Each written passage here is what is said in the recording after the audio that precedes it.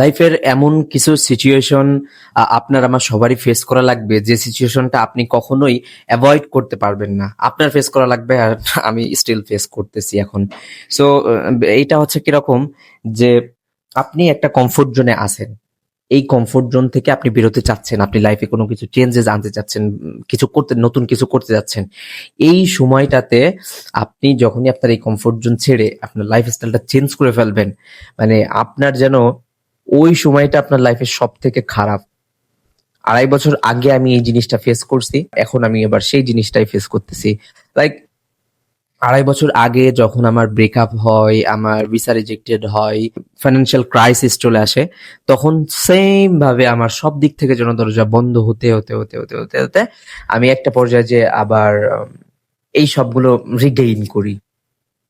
কিন্তু আজকে 2.5 years later আমি সেই আমার কমফোর্ট জোন, ওই কমফোর্ট জোন থেকে ছেড়ে আমি আবার সামথিং নিউ করার ট্রাই করতেছি।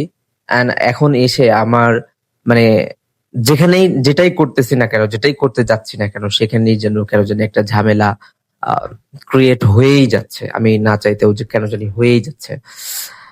আমি জানি না এটা সলিউশন কিভাবে হবে, আমি জানি না। তবে সমস্যা একটার পর একটা, সমস্যা একটার পর একটা লেগেই আছে। ওই যে একটা ডায়লগ ছিল না, যেটা আমি হাত দিয়ে ছুঁই সেটাই দুঃখ হয়ে যায়। তো আমি যেটাই করতেছি ওইটাই কেন জানি ভুল হয়ে যাচ্ছে।